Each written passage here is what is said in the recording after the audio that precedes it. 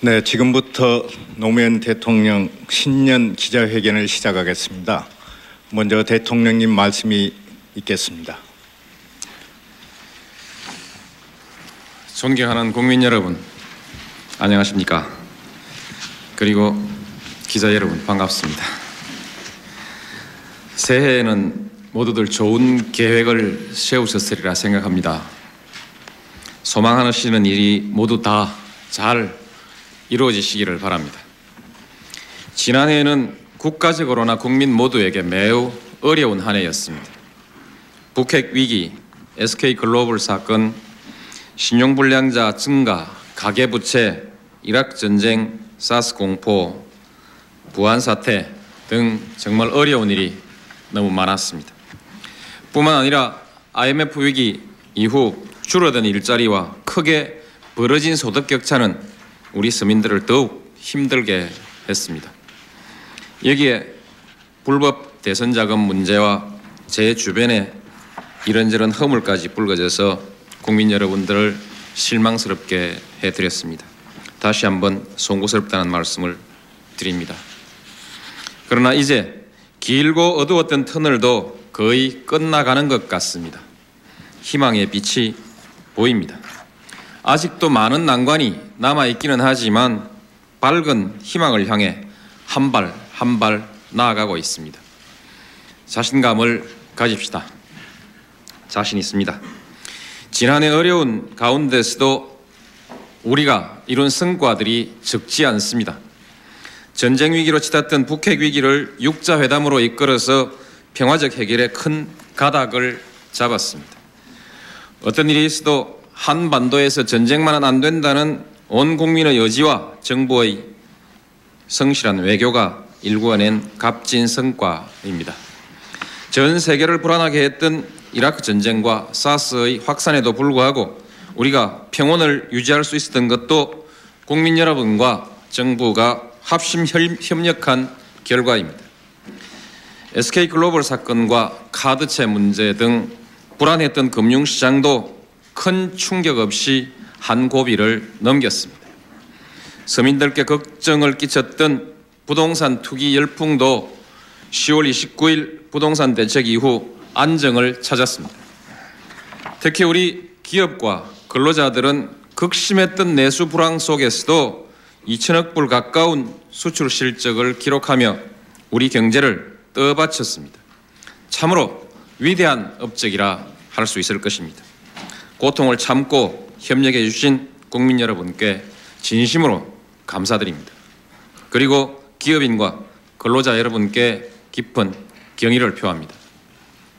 국민 여러분, 올해에는 수출 2천억 불 시대가 열립니다. 경제의 거울이라는 주식시장도 연초부터 희망찬 출발을 하고 있습니다. 투자와 소비도 회복 조짐을 보이고 있습니다.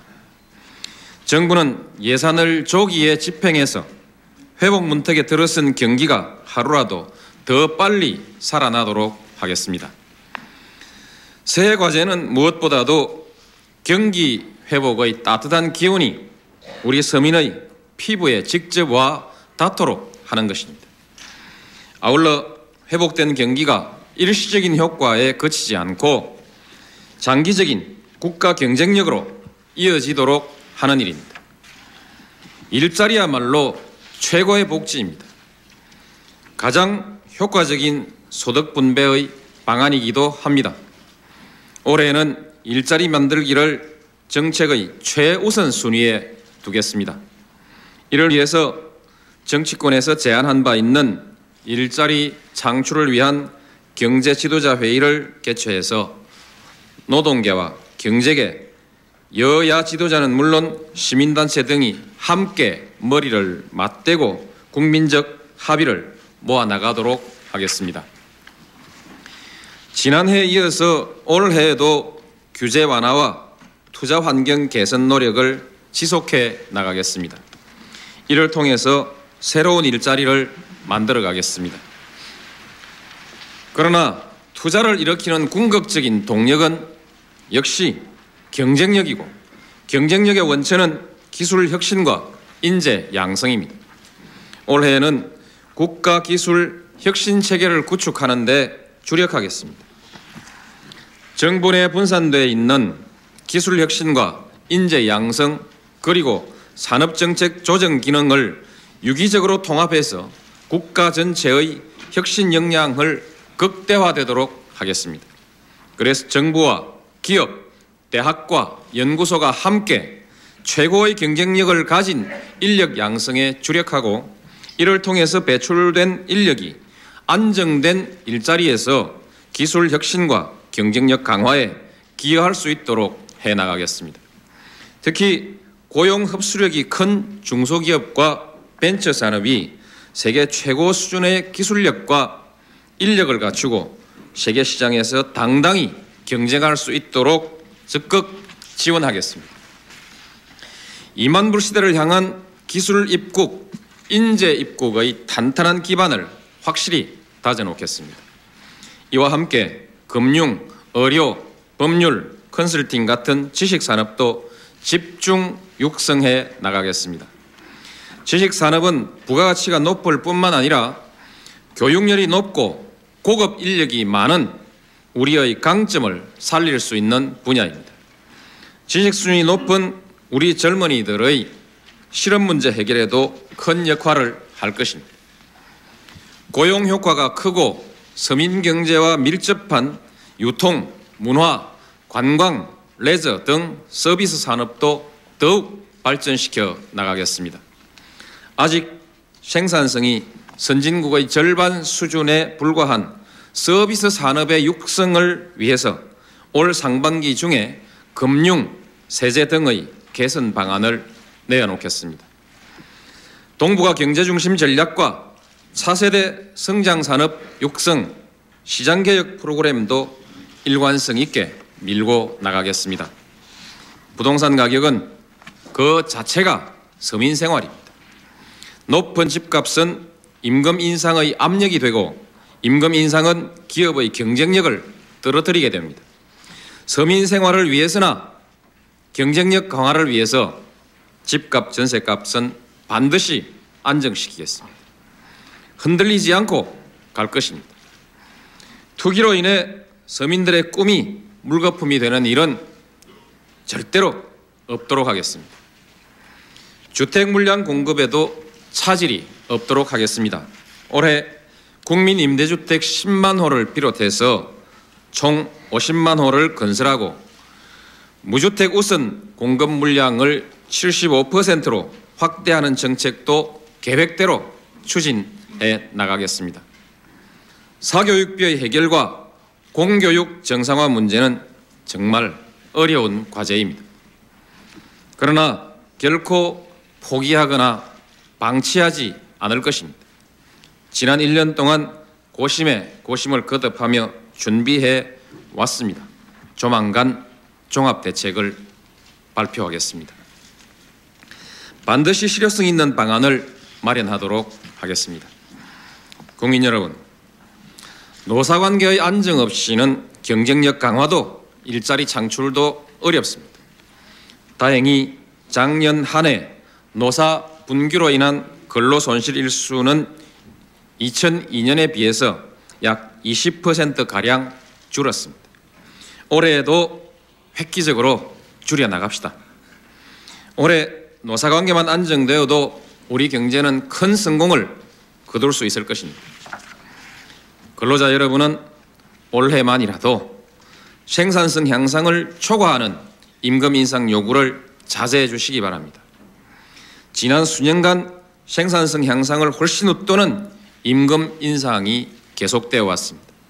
이런 상황을 해소하지 못한다면 우리는 주변국과의 경쟁에서 뒤떨어질 수도 있습니다. 대기업과 중소기업, 정규직과 비정규직 간의 임금 격차도 심각한 문제입니다. 지금까지 강력하고 잘 조직된 대규모 사업장 노동조합이 임금 인상을 주도해온 것이 사실입니다. 그러나 그 결과는 대기업과 중소기업, 특히 정규직과 비정규직 간의 임금 격차를 더욱 크게 벌려놓았습니다. 이제는 우리 노동운동이 이 문제에 대해서 깊은 관심을 가져야 합니다. 근로조건이나 임금면에서 우월한 위치에 있는 대기업의 노동조합이 전체 근로자를 위해서 스스로 절제하고 양보하는 결단을 보여줘야 합니다. 그것이 노동운동의 대의에도 맞는 길이라고 생각합니다. 기업인 여러분도 정부의 공권력이나 사회 일각의 분위기에만 의지하려고 해서는 안 됩니다. 기업인 스스로 경영의 투명성을 높여 근로자들에게 믿음을 주어야 합니다. 아울러 진지하게 노동조합을 설득하는 노력을 보여줘야 합니다. 실제로 노사협력에 성공한 기업들은 경영의 투명성을 성공의 첫째 조건으로 꼽고 있으며 대화와 타협 그리고 작은 양보를 통해서 노사가 함께 큰 성공을 거두어 나가고 있습니다. 정부도 최선을 다하겠습니다. 대화와 타협의 노사관계 정착에 주력하고 불법 행동에 대해서는 법과 원칙에 따라 단호하게 대응해 나가겠습니다. 그리고 정부가 사용자 역할을 하고 있는 공공부문부터 솔선수범하겠습니다. 우리 함께 협력해서 우리의 노사 문화를 한번 바꾸어 나갑시다. 올해를 노사정 대타협의 신기원을 이룩한 해로 한번 만들어 봅시다. 국민 여러분, 균형발전 3대 특별법이 공포됐습니다. 이제부터 지방과 수도권이 함께 발전하는 균형발전 시대로 갑니다. 먼저 낙후된 지방부터 살리겠습니다. 올해 5조 원의 균형발전 특별회계를 편성하고 지방에 우선 지원하는 방안을 마련할 것입니다. 지방대학을 특성화해서 경쟁력 있는 대학으로 키워나가겠습니다. 서울에 집중된 연구기관도 점진적으로 옮겨서 지방의 연구개발 인프라를 대폭 확충할 것입니다. 이를 통해서 지역 스스로 발전의 동력을 만들어가는 지역혁신체계를 구축하도록 하겠습니다. 오는 4월부터 고속철 시대가 열립니다. 전국이 2시간대 생활권으로 바뀝니다. 올해 행정수도 입지가 정해질 충청권은 정치와 행정의 중심, 연구개발과 바이오 산업의 메카로 거듭날 것입니다. 바야흐로 중부권 시대가 시작되는 것입니다. 이에 따라 신행정 수도와 1시간권에 있는 호남은 문화와 광산업 그리고 중국 진출의 전진기지로, 영남은 항만 물류산업의 중심 거점이자 자동차, 조선, 첨단, 나노산업의 집적지로, 강원과 제주는 관광과 건강, 생명, 애니메이션 산업의 중심지로 각기 새로운 발전의 전기를 맞게 될 것입니다. 지방화 시대의 비전과 전략이 구체화됨에 따라 수도권은 새로운 성장 관리 계획을 세우고 있습니다. 우선 집값, 교통 문제, 대기 오염 등 과밀로 인한 고통과 고비용 문제를 해결해야 합니다. 규제 일변도에서 벗어나서 풀어야 할 것은 과감히 풀면서 남개발과 환경오염은 방지할 수 있는 방안을 준비하고 있습니다. 머지않아 내놓을 것입니다. 서울은 국제금융과 비즈니스의 동북아 경제 수도로, 경기도는 전자, IT 산업이 주류를 이루는 첨단 경제 거점으로, 인천은 동북아 물류와 외국인 투자 중심 도시로 발전시켜 나갈 것입니다. 이러한 신성장 관리 계획이 현실화되면 우리 수도권은 10년 이내 명실상부한 동북아 경제 허브로 탈바꿈할 것입니다. 존경하는 국민 여러분, 우리가 세워놓은 이 모든 국가 전략과 비전은 한반도의 평화로부터 시작됩니다. 안정적인 남북관계 구축은 동북아 경제중심 전략의 관건입니다.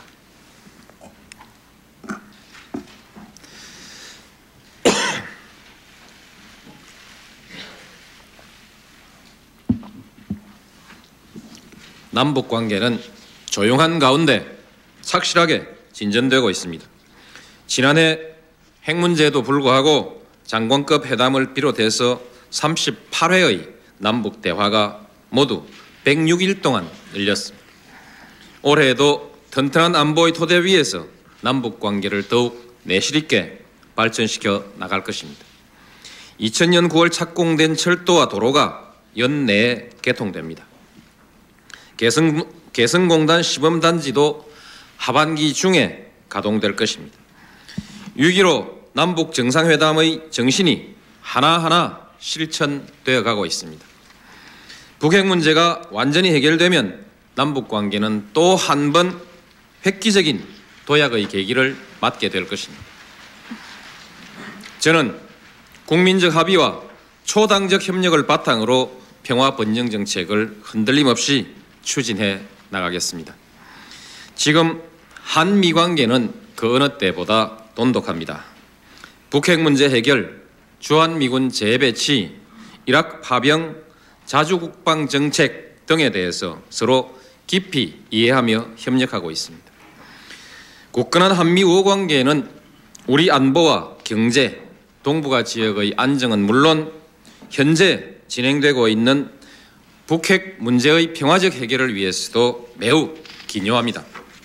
이에 대해 국민 여러분의 깊은 이해와 협력이 있으시길 바랍니다. 존경하는 국민 여러분, 우리는 지난 40년 동안 정말 빠르게 변화하고 그리고 눈부시게 발전해 왔습니다. 2004년 새해도 변화하고 약동하는 혁신의 한 해가 될 것입니다. 그 중에 가장 변화해야 될 분야로 국민들은 우리 정치를 지목하고 있습니다. 국민들은 정치에 관한 한 변화가 아니라 환골탈태를 요구하고 있습니다. 그러나 정치는 정치권만의 노력으로 바뀌기는 어렵습니다. 지금까지 국민의 힘으로 정치를 바꾸어 왔습니다. 80년 광주 민주화운동과 87년 6월 항쟁, 97년 여야간 평화적 정권교체와 2002년 대통령 선거가 그랬습니다. 결과는 늘 권력층, 특권층이 아닌 보통 사람, 일반 국민의 자유와 인권, 민주주의의 확대로 이어졌습니다. 올해 총선이 끝나면 우리 정치는 또 한 번 국민을 위한 정치로 크게 바뀔 것입니다. 작년 한 해는 우리 정치가 새로운 변화와 도약을 위한 진통의 시기였다고 생각합니다. 불법과 반칙, 부패와 특권의 유착 구조를 끊어내기 위한 진통이었습니다. 제가 당정 분리의 원칙을 지키고 검찰권의 독립을 실천하고 언론과의 새로운 관계 정립에 나선 것도 바로 이 때문입니다. 모두가 불편하고 고통스럽지만 이 고비만 잘 참고 넘기면 지난 수십 년간 우리가 끊어내지 못했던 정치와 권력, 언론, 재계 간의 특권적 유착 구조는 완전히 해체될 것입니다. 그리고 보다 투명하고 공정한 사회로 성큼 다가설 것입니다. 변화의 과정을 혼란과 분열로만 보면 세상은 바뀌지 않습니다. 변화를 통해서 새로운 질서를 만들어 나가야 합니다. 이제 이런 변화의 흐름은 그 누구도 거스를 수 없는 시대적 대세가 되었습니다. 어떤 지도자도 외면하거나 회피해서는 안 됩니다. 저는 올해 이 거대한 변화의 흐름을 빠른 시일 내에 안정된 질서로 정착시켜서 새로운 희망을 꽃피워 가겠습니다. 그 기반 위에서 국정 안정과 국가 발전에 최선을 다하겠습니다. 일 잘하는 정부, 국민과 성실하게 대화하는 정부가 되겠습니다. 우리 모두 국민소득 2만 불 시대, 국민 모두가 풍요로운 삶을 누리는 세계 인류 국가를 향해서 흔들림 없이 전진합시다. 감사합니다.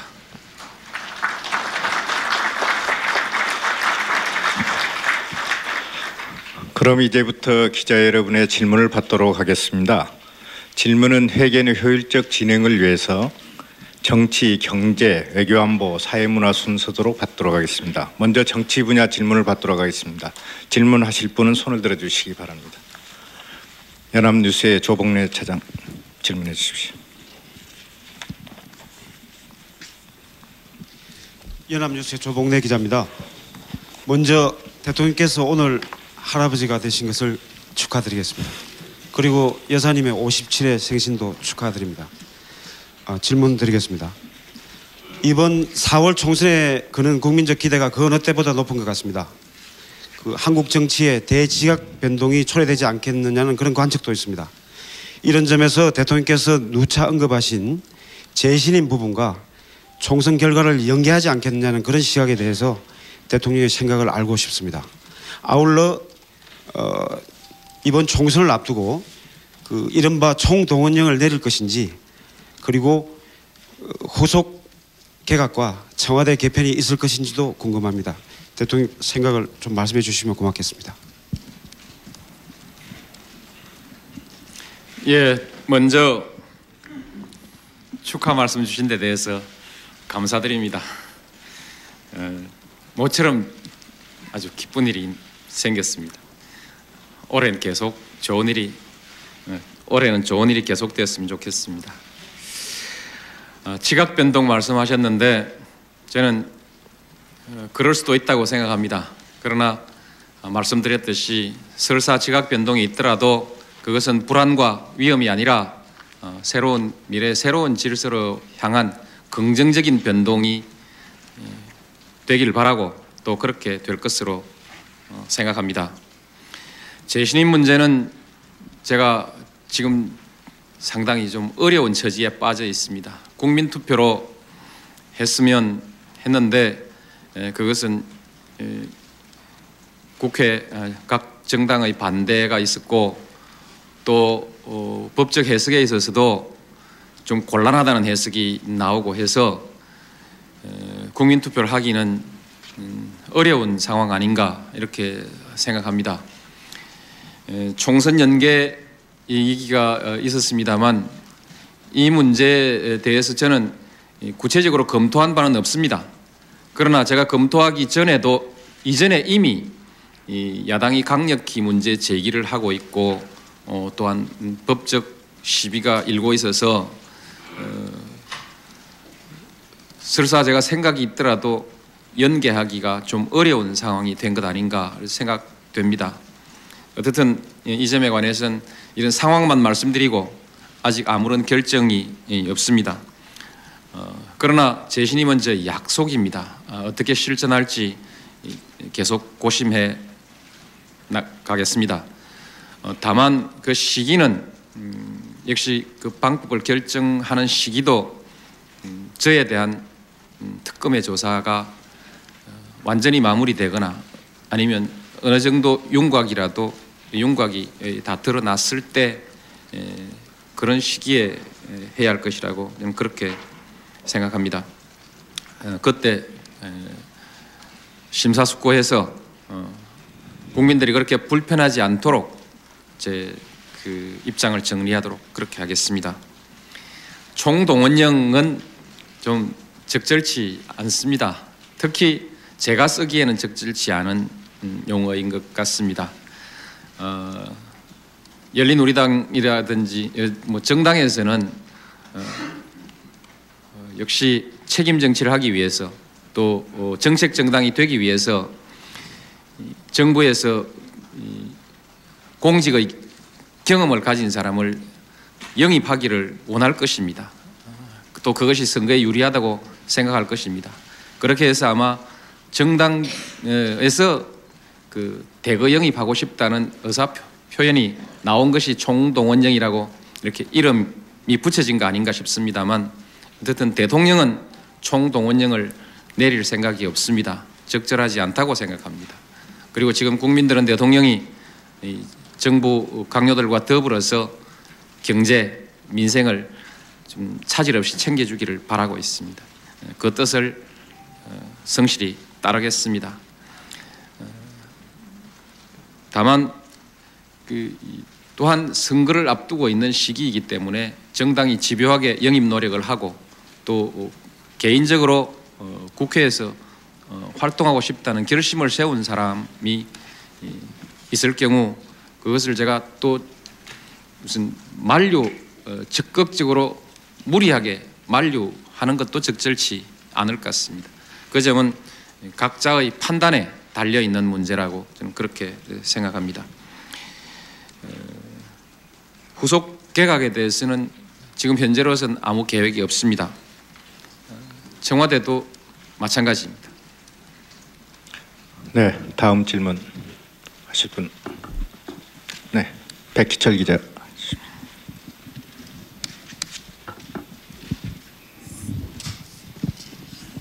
예, 한겨레 신문의 백기철입니다. 민감한 질문 하나 드리겠습니다. 검찰 수사 결과, 측근비리 수사 결과 대통령께서 써낸문 문병욱 회장으로부터 직접 정치 자금을 받고 대통령 당선 이후에 청와대에서 식사를 한 것으로 보도가 됐습니다. 또 용인 땅 매매 관련해서 대통령께서 직접 땅 매입을 부탁한 걸로 보도가 나와 있습니다. 또 써낸문의 국세청 감세 청탁 의혹에도 개입됐다는 의혹도 있습니다. 이 부분에 대해서 국민들에게 명확한 해명을 부탁드립니다.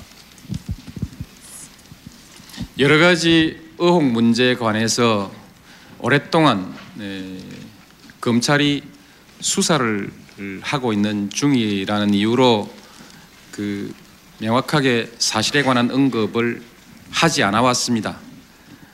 왜냐하면 해명이라고 해도 검찰 수사의 가이드라인을 제시한 것이냐라는 의혹이 항상 따라 붙게 돼 있고 또 그런 문제가 있어서 구체적인 문제에 관해서는 수사 결과가 나오는 대로 종합해서 정리해서 하나하나 성실하게 사실을 밝힐 계획으로 있습니다. 그래서 그때까지는 양해해 주시기 바랍니다.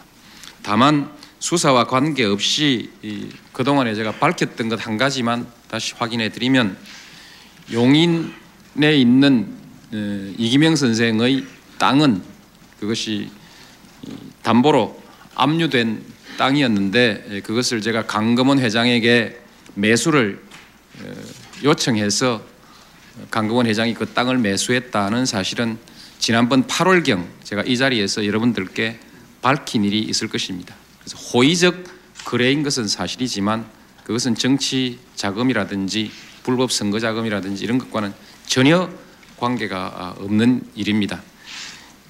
그 외의 문제는 추후 수사 결과가 마무리되는 대로 다시 정리해서 말씀드리도록 그렇게 하겠습니다. 네, 다음 질문 손들어 주십시오.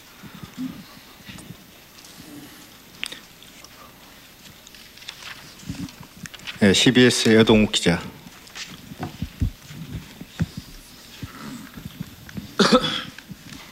예, CBS 여동욱 기자입니다. 지금 현안이 되고 있는 그 외교부 직원들의 그 발언 사태에 대해서 질문을 드리겠습니다. 이 문제에 대해서는 국민들이 상당히 황당하게 받아들이고 있습니다. 먼저 그 대통령을 중심으로 해서 외교 부가 그 하나가 돼야 될 그 외교 라인이 대통령을 폄하하는 발언을 하고 또 이에 대해서 청와대가 이례적으로 강경 조치에 나선 것은 국민들에게 그다지 모양새가 좋지 않게 받아들여지고 있는 것이 사실입니다.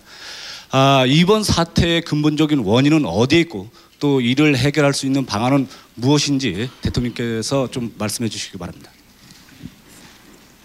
예, 모양새가 좀 좋지 않게 됐습니다만 또한 그것이 존재하는 현실입니다.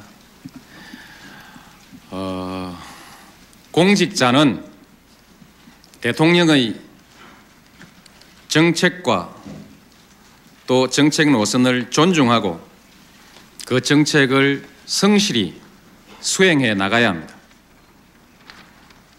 혹여 공직자의 생각이 대통령의 정책과 좀 다르다 할지라도 그것은 성실히 존중해야 합니다. 왜냐하면 대통령은 자기의 외교 정책을 공약으로 내걸고 국민의 선택을 받아서 대통령이 됐기 때문에 그 대통령이 대통령으로 있는 동안은 그 정책이 실현돼야 합니다.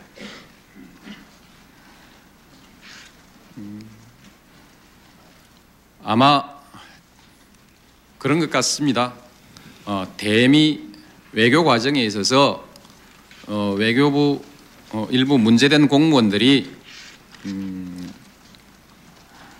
저희 정책에 대해서 오해가 있었거나 또는 이견이 있었던 것 같습니다.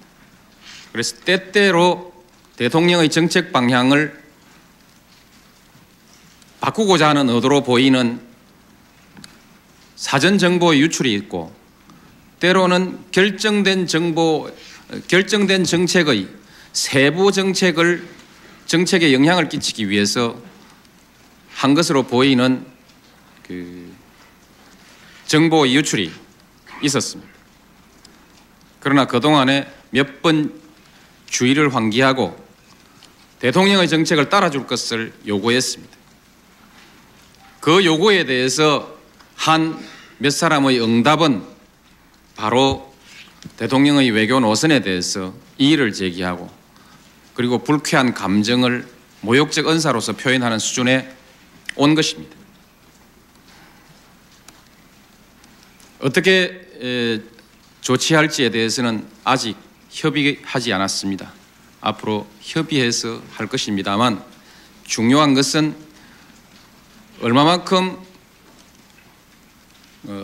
얼마만큼 강하게 징계해서 그래서 보복하느냐 또는 본때를 보여주느냐 하는 것이 아니라, 대통령의 외교 정책을 수행하는데 지장이 없도록, 앞으로 계속해서 이런 걸림돌이 되지 않도록 적절하게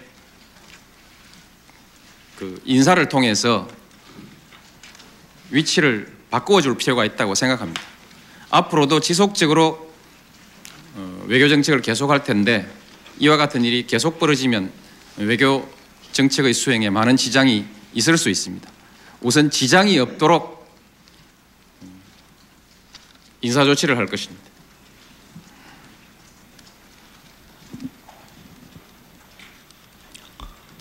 네, 다음 질문 받겠습니다. 네, SBS 신경열 기자.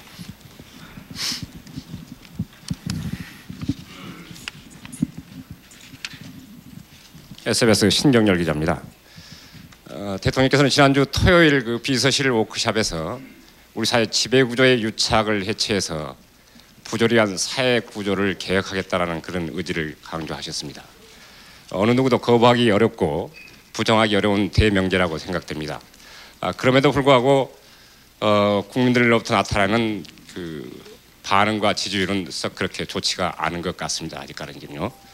조금 전에 또 지적을 했습니다만은, 심지어는 물론 일부입니다만은 공무원들 사이에서마저도 대통령의 그런 정치적 철학과 정책에 대해서 의문을 제기하는 그런 사태까지 이루고 있는가 아닌가라는 생각이 듭니다. 이런 현상이 대통령께서 제시하는 그런 비전과 방향이 잘못된 것인지, 아니면 국민들이 제대로 이해를 못하고 있는 것인지, 아니면 내각과 참모진들에게 문제가 있는 것인지, 과연 대통령은 이런 상황을 어떻게 인식하고 계시며 이런 상황을 어떻게 극복해 나가실 것인지 말씀해 주시면 고맙겠습니다. 부정과 부패 그리고 특권의 유착 구조가 한국에 있어 왔고 아직도 잔재가 남아 있다는 사실을 누가 부인하는지 저는 잘 알지 못합니다. 그리고 이 잔재는, 이 병폐는 해소돼야 된다는 데 대해서도 누가 이의를 하는지 제가 좀 아직 잘 모르고 있습니다. 물론 이해관계가 부닥치는 일부 기득권 집단이 있을 수 있겠지만, 저는 내놓고 이것을 부당하다고 말하는 것을 아직 듣지를 못했습니다. 저는 이것은 우리 사회의 보편적 공감대라고 생각합니다. 그리고 제가 기존의 모든 체제와 구조를 한꺼번에 무너뜨리겠다는 것도 아니고 이미 시작된 일입니다. 문민정부 들어선 이후 재계와 이 정권 사이에 유착은 없어졌거나 거의 해소된 수준으로 왔습니다. 그리고 김대중 대통령 국민정부 들어서고 나서 언론과의 관계도 점차 달라지기 시작했습니다. 이제 참여정부에서 소위 정부 내의 권력기관과 대통령이라는 권력 사이의 관계가 엄청나게 달라지고 있다고 생각합니다. 우리의 관념들은 아직, 생각들은 아직 거기에 쉽게 따라가고 있지 못하지만 이 변화를 많은 국민들은 환영하고 수용하는 것으로 좀 그렇게 판단하고 있습니다.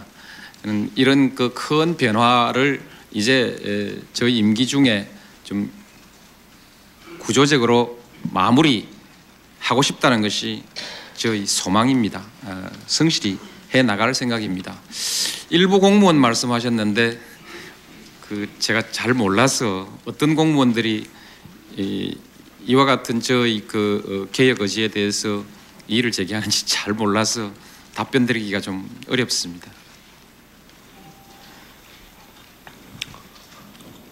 네, 다음 질문 받겠습니다. MBC 이재훈 기자.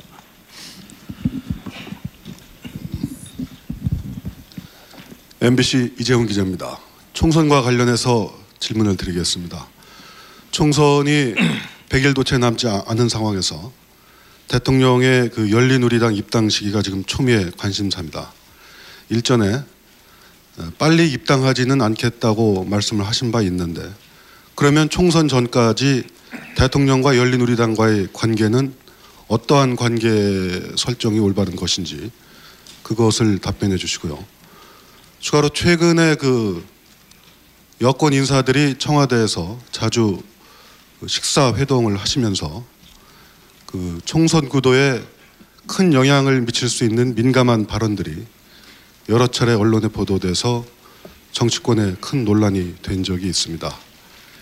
이른바 식사 정치 논란 부분에 대해서 대통령의 의견을 듣고 싶습니다. 예, 우선 본 질문에 답변 드리기 전에 식사 정치 말씀부터 먼저 드리죠. 좋은 거 아닙니까? 미국이 독립하고 6대 대통령 때까지는 이 제한 선거 제도를 가지고 있습니다. 아주 세금을 많이 내는 일부 유력자들만 선거권을 가지고 일반 국민들은 참정권이 없던 소위 민주주의를 했지만 소위 귀족 민주주의라고 할 수 있는 그런 제한된 민주주의를 하고 있었습니다. 제 7대 잭슨 대통령이 이제 역시 저와 비슷하게 학력이 아주 낮고 독학으로 변호사를 하고 해서 대통령이 된 사람인데, 그분이 대통령이 되고 난 뒤에 별명이 커먼맨이라고 해서 그야말로 보통 사람이라는 이름이 붙었습니다. 그 이전의 사람들은 보통 사람이 아니라는 뜻이었죠. 그분 대통령 되고 난 뒤에 이제 새로 생긴 버릇이 식당에서 국정을 강요들과 논의했다고 해서 키친 캐비넷이라고 그렇게 이름이 붙여졌습니다. 그 당시는 그것이 야유였습니다만, 그러나 그것이 미국의 대중민주주의 발전사에 있어서 상당히 지금은 긍정적인 역사적 사건으로 이렇게 평가되고 있고, 실제로 그분이 대통령을 하고 있는 동안에 미국의 일반 국민들이 대대적으로 소위 정치 참여를 하게 되는 보통 선거권이 아주 확대된 그런 역사적 사실이 있습니다.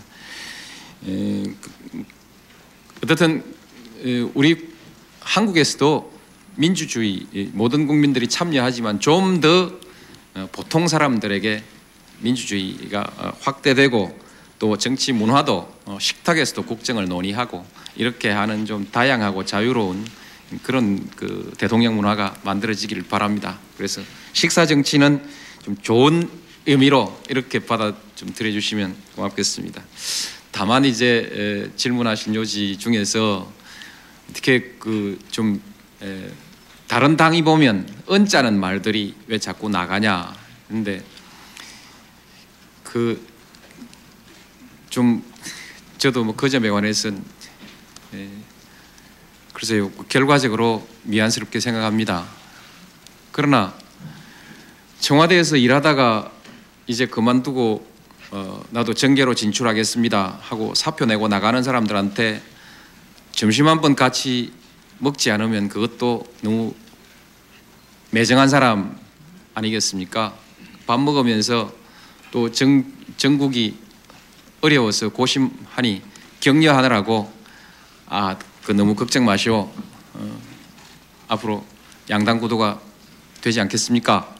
이렇게 한 것인데 글쎄요, 그것이 보도를 목적으로 한 것은 물론 아닌데 결국 그렇게 전달이 되어버렸습니다. 근데 전달될 우려가 있다고 해서 제가 이 사석에서 사적인 그런 서로 격려 얘기도 못한다면 그건 너무 좀 또 어렵지 않겠습니까?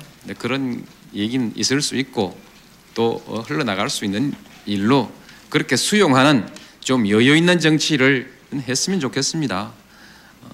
그것이 무슨 뭐 크게 법에 어긋난 일도 아니지 않습니까?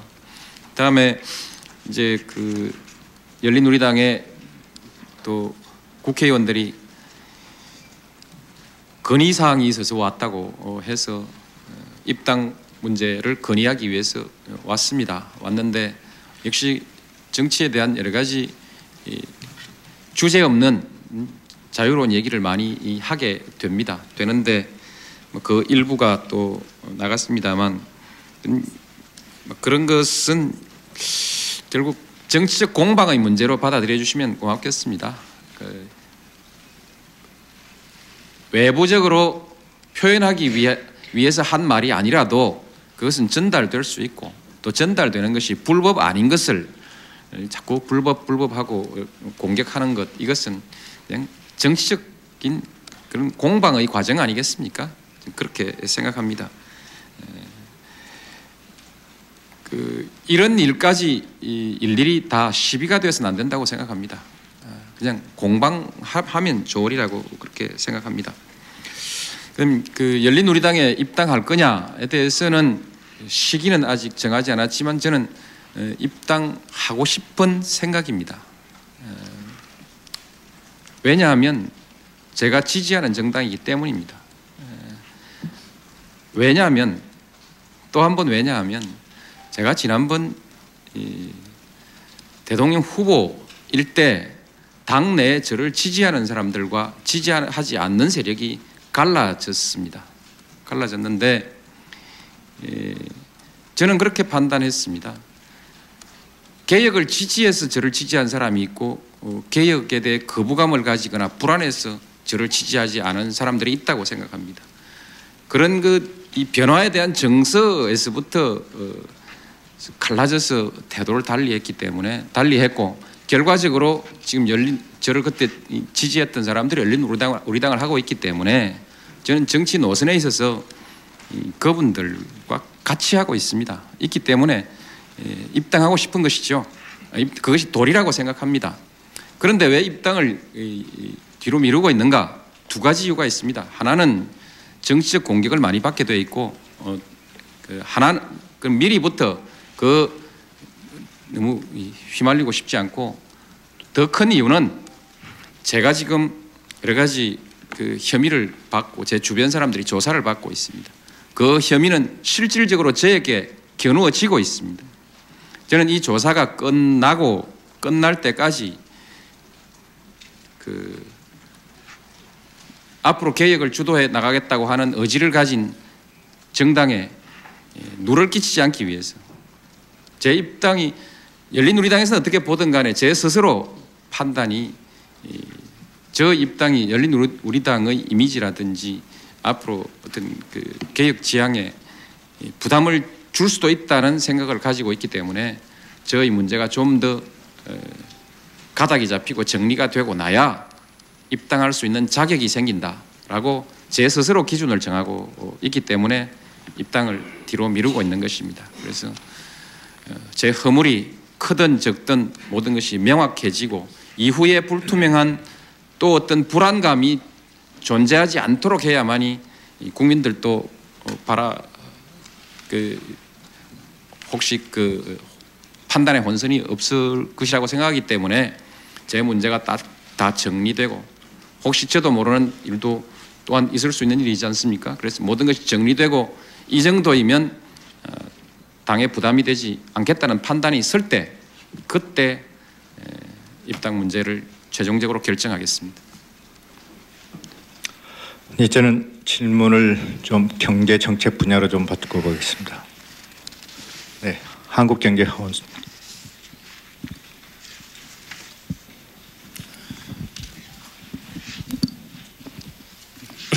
한국경제신문의 허원순 기자입니다. 모두 말씀을 들어보니까 경제 살리기, 민생 챙기기에 주력하겠다는데 의미가 있는 것 같습니다. 그런데 지난 1년을 돌아보면은 작년의 경우에 2%대 성장으로 외환위기 이후 최저 성장이다. 그리고 그로 인해서 실업률이 아주 높아졌고 특히 그 청년 실업 문제 같은 경우는 뭐 가계대출 문제라든가 소득구조 양극화, 신용불량 양상 이런 문제와 맞물려 가지고 우리 사회에 말하자면 큰 사회적인 문제로까지 대두되고 있는 그런 상황입니다. 그런 의미에서 대통령께서 뭐 팔걷고 일자리를 만들겠다 하는 게 상당히 의미 있게 들리는데요. 문제는 일자리를 만들기 위해서는 국내의 투자자들이 투자를 해야 되고 그 투자를 가로막는 가장 큰 요인이 지금 노사 문제, 노사 관계 아닌가 싶습니다. 그 바람직한 노사 관계를 그거와 연관해서 바람직한 노사 관계상을 한번 다시 설명해 주시고요. 이 한국의 노사 문제가 이렇게 좀 불신반다할까요? 좀 문제가 되는 그 이유가 노측에 있는 건지 사측에 있다고 보시는지 아니면 그걸 감독해야 될 정부 측에 있다고 보시는지 좀 지적해 주십시오. 그리고 한 가지 더 질문 드리겠습니다. 최근에 그 금융시장의 최대 현안이 LG카드 사태 아닌가 싶습니다. 그런데 이거 문제를 푸는 과정에서 정부가 개입이랄까요? 관여랄까요? 하여튼 그렇게 상당히 지도력을 발휘했는데 이건 지난해 발표한 시장의 자율성 부과 이거와는 좀 거리가 있다는 이야기가 나오면서 신관치가 아니냐 그런 지적이 있습니다. 그래서 앞으로도 이런 시장에 말하자면 금융시장에 대통령께서 정부가 개입할 수 있는 여지가 어느 정도라고 보고 계시고 어느 정도 개입하실 건지 앞으로 만약에 LG카드 사태 같은 게 또 발생한다면 계속 개입하실지 그 부분도 좀 입장을 밝혀주십시오. 예. 그 노사관계는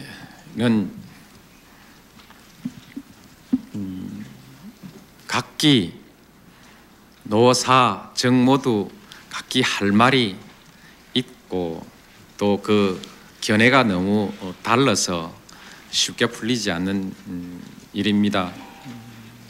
그런데 이건 오랜 우리 사회의 역사 또는 경험의 뿌리에서부터 비롯되는 것입니다.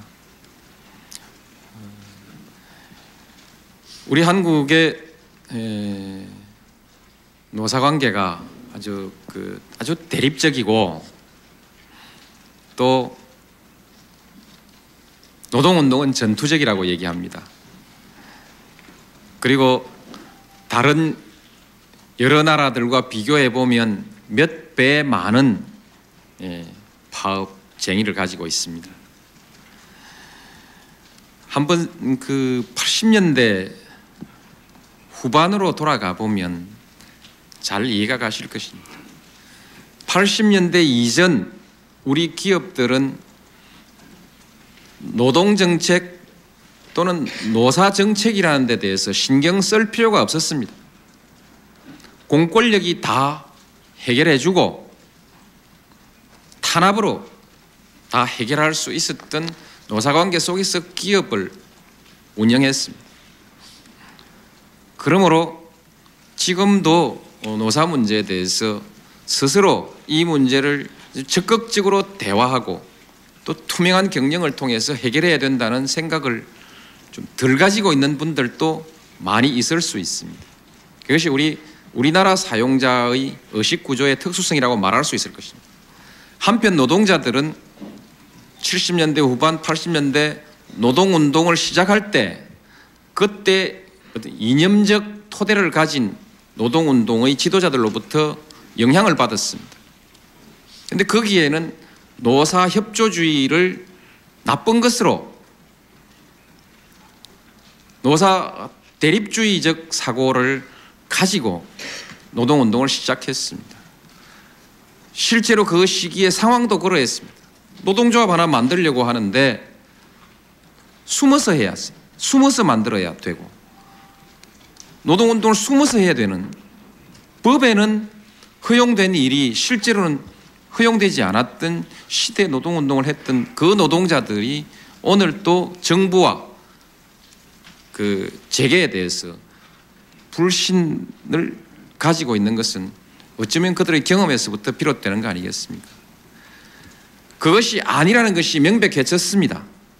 그러나 아직도 충분히 상호 간의 신뢰를 축적하지 못했습니다. 이것을 우리가 해야 되는 일입니다.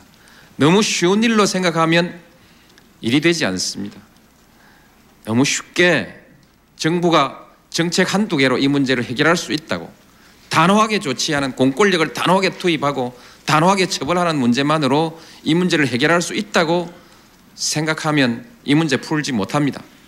그렇지 않고 보다 더 많은 문제들이 있기 때문에 여러 가지 대화와 설득, 또 사회의 여러 가지 다른 문화의 변화 이런 것들과 더불어서 또 한편으로는 법과 원칙을 분명하게 세워가면서 이렇게 대응해 나가야 합니다.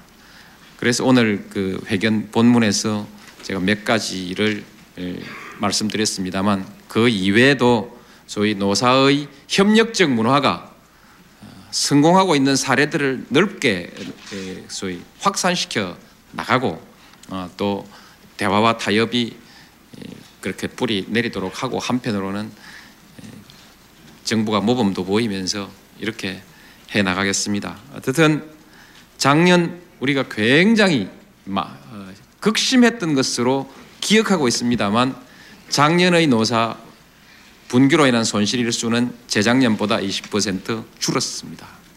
올해 획기적으로 줄이도록 그렇게 해 나가겠습니다. LG카드 문제에 관해서 신관치 아니냐,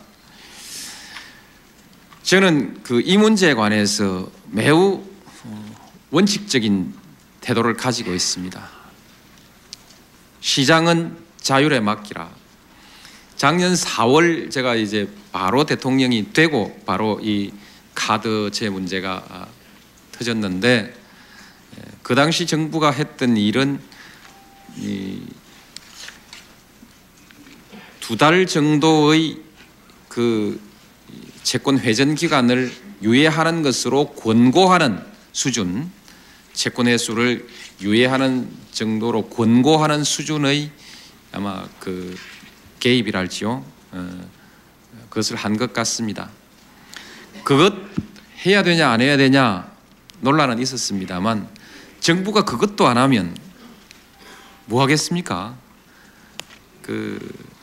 회생될 수 있는 환자에게 투약을 해서 환자가 회생될 수 있으면 투약을 해야 합니다. 그 투약이 자생력을 완전히 떨어뜨리는 마약이 되거나 사람을 피폐하게 하는 약이면 쓰지 말아야겠죠.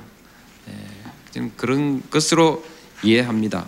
하고 이번 LG 문제에 대해서도 저도 원론적으로 아예 방치하는 것이 옳은 것 아니냐, 시장 원리에 따라서 일체 불개입하는 것이 옳지 않느냐라는 의견을 제시한 바 있습니다만, 우리 그 경제 참모들이 여러 가지로 판단해보고 이것은 시장의 자율성을 훼손하지 않는 범위 안에서, 또 시장의 메커니즘을 왜곡시키지 않는 범위 안에서 결국 그 채권단들이 함께 협의할 수 있도록 그 기본 틀을, 자리를 만들고 방향을 제시하고 이런 정도의 개입은 해야 합니다. 이렇게 해서 시작했는데 결과적으로 산업은행이 여기에 좀 더 깊이 관여하게 됨으로써 조금 그 중재의 수준을 좀 넘어선 거 아니냐라는 부담이 있는데, 이 또한 그 판단에 있어서 우리 경제를 운영하는 그 책임 있는 참모들이 여러 가지 논의를 거쳐서 판단하고 내린 결론입니다. 그런데 이번에 저희가 보기에도 채권자 모두가, 채권은행 또는 채권자 모두가 결국 파산 또는 그 정리 또는 파산이라는 방법으로 모두가 손해보는 것보다는 이렇게 해서 정부가 좀 더 개입해주면 모두가 손해를 줄일 수 있고 우리 금융시장에 아주 심각한 심각한 문제, 그로 인한 엄청난 우리 사회적 경제적 손실을 막을 수 있다는 데 대해서 동의했기 때문이지 정부가 강압수단을 쓰진 않은 것으로 그렇게 이해합니다. 국민은행 같은 경우 보니까 소신껏 하는 것으로 봐서 이런 것이 모두가 동의되지 않은 것을 억지로 끌고 간 것은 아닌 것 아닌가. 이런 결국 어느 것이 관치냐 아니냐라는 문제보다 그것이 어떤 후유증을 남길 것이냐, 시스템에 어떤 왜곡을 낳을 것이냐 아니냐, 이런 것을 잘 판단해서 대처하는 것이 정부의 도리라고 저는 그렇게 생각합니다. 시장의 자율적 기능과 원리를 앞으로도 훼손하지 않도록 정부가 그 한계를 분명하게 지켜나가겠습니다. 경제 분야 다음 질문. 네, 니케이의 다카시 기자. 일본経済新聞 타마키입니다. 경제에 대해서 좀 질문하겠습니다. 대통령께서 취임하신 지 거의 1년 되셨습니다. 이간스럽게도 경기는 저조한 상태이고 고용도 심각해지고 있습니다. 경제 정책은 금방 효과를 거둘 수 있는 것이 아닙니다만 1년간의 경제 정책의 성과는 무엇이라고 생각하십니까? 이와 관련하여 높은 교육 수준이라든가 완성한 기업가 정신이라든가 그런 것을 보면 한국은 상당히 높은 경제 성장을 이어갈 것으로 생각됩니다. 대통령께서는 과거 10년 가까이 1인당 GDP가 1만 달러 벽을 넘지 못하고 있는 이유를 무엇이라고 생각하시고 향후 이를 극복하기 위한 대안은 무엇이라고 생각하십니까? 감사합니다.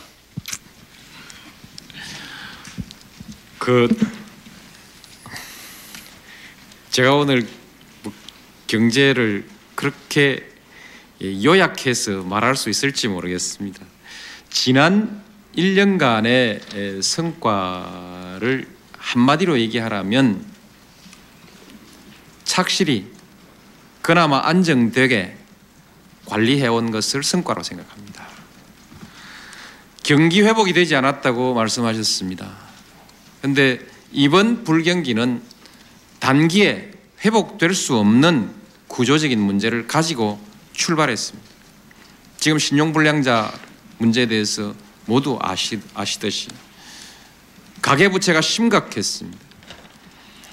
IMF 경제위기 때는 경제위기가 몰아닥치고 기업이 도산하는 사태로 경제가 충격을 받은 것은 사실이지만, 그러나 개인 가계로 봐서는 기존에 들었던 저축, 보험 등등을 풀어서라도 그래도 몇 달간 소비를 버틸 수 있는 여지는 있었습니다. 이번에 우린 서너 집 걸러서 한 집씩 신용불량자가 있는 수준입니다. 그러니까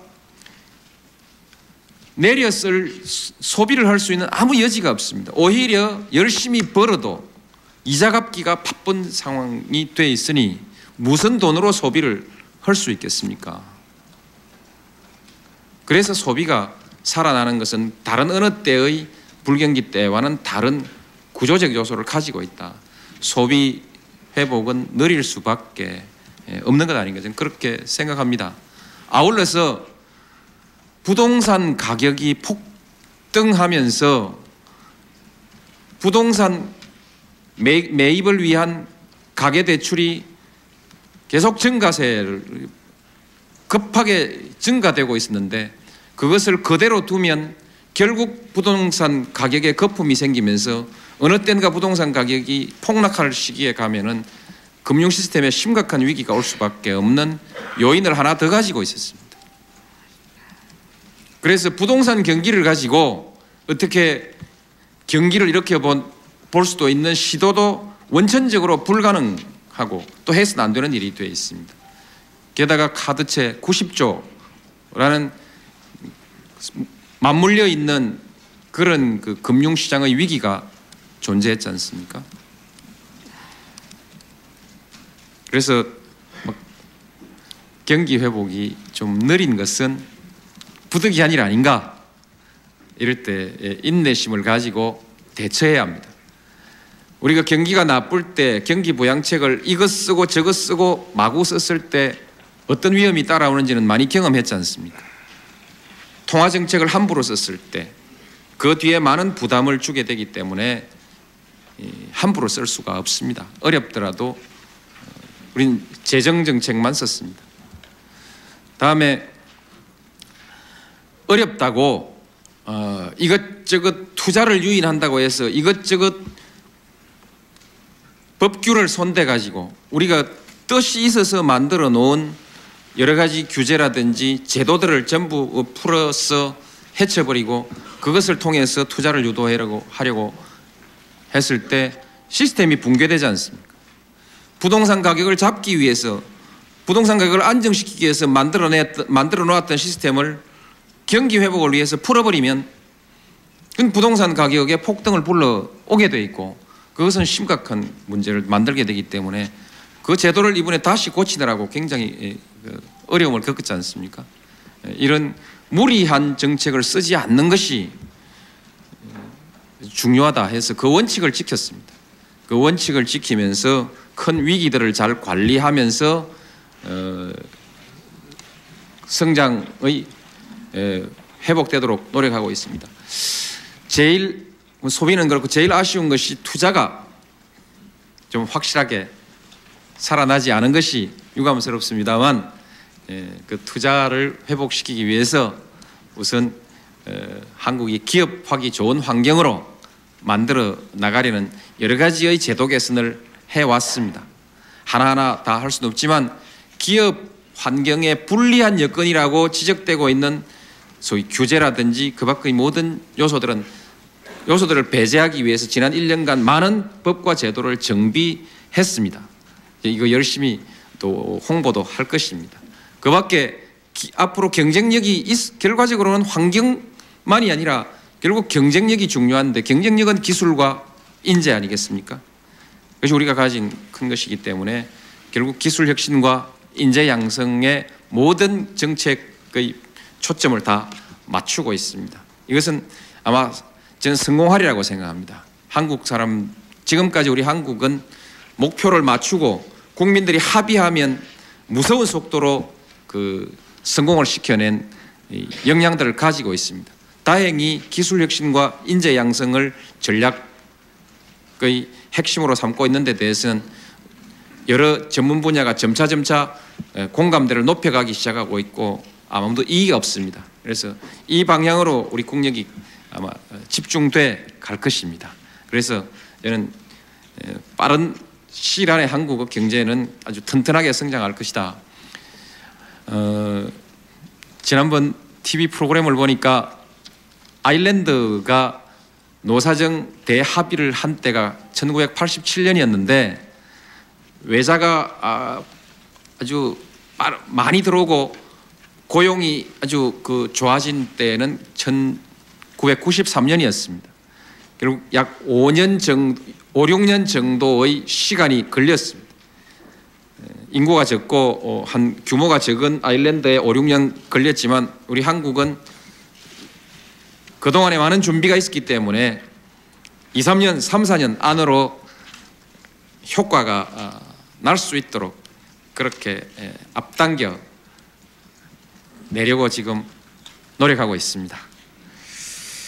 대개 고용은 이런 그 경제의 활성화에 고용이 달려 있습니다.